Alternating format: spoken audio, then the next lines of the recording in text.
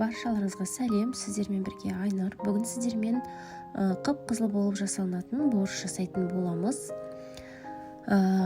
2 картоп, 1 сәбіз, 1 пияз, кішкене ет, 1 қызылша және капуста қажет болады, және 1 қасықтай томат қажет болады. Картопты мен үлкен-үлкен қылып турадым, себебі қайнатылған кезде езіліп кетпеу үшін. Мен жағдайымда картопым өте жұмсақ картоп екен, құм картоп дейді ғой.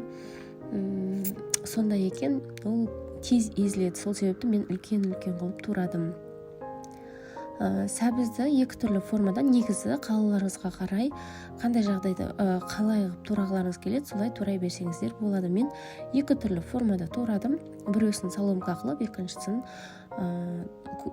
дөңгелектің 2 бөліп солай турадым. Барлығын осылай турап дайындап аламыз.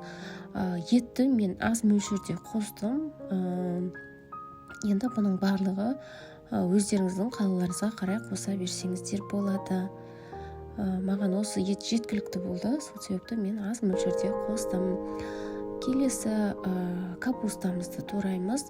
Капустаны да соломка қылып әдемілеп турап аламыз.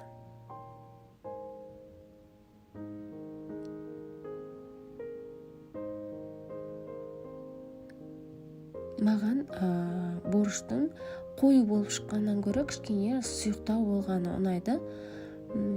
Сол себепті мен көп капуста салған жоқпын. Осылай капустамызды әдемілеп соломкалап тураймыз, біркелкі қылып.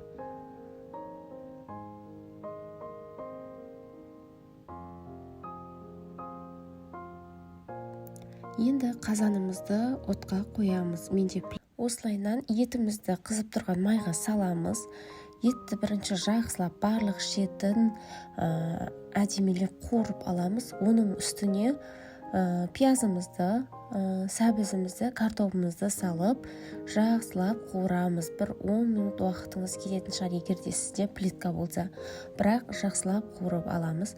Оның үстіне капустамызды саламыз. Капустаны да жақсылап, кішкене су шыққанша қуырған абзал. Одан кейін қызылшаны 2-ге бөлеміз. 1/2-сын соломка етіп тураймыз, яғни ұзын-ұзын қылып тураймыз, ал 1/2-сын теркадан өткіземіз. Және жаңағы үстіне салған кезде барлығын бірдестен салмаймыз, теркадан өткізген бөлігін алып қаламыз. Мінеки видеода көріп отқандарыңыздай капустаның үстінен свекланы салдым, жақсылап қуырдым, және свекланың жартысын алып қалдым. Енді дәміне қарай тұз саламыз, және 1 чай қасық томат саламыз. Жақсылап қуырып аламыз. Енді үстіне суымызды құйып, біздің борщымызды қайнатамыз. Жарты сағат дегенде бізде борщ әдемі болып қайнап шығады. Және барлық етіміз де, картопымыз да, сәбізіміз де әдемі болып піседі. Және үстіне сол кезде жаңағы теркадан өткізген свекламызды салып, тағы да 5-10 минут қайнатып аламыз. Сонда борщтарыңыз осындай қып-қызыл болып шығады. Ал ас болсын.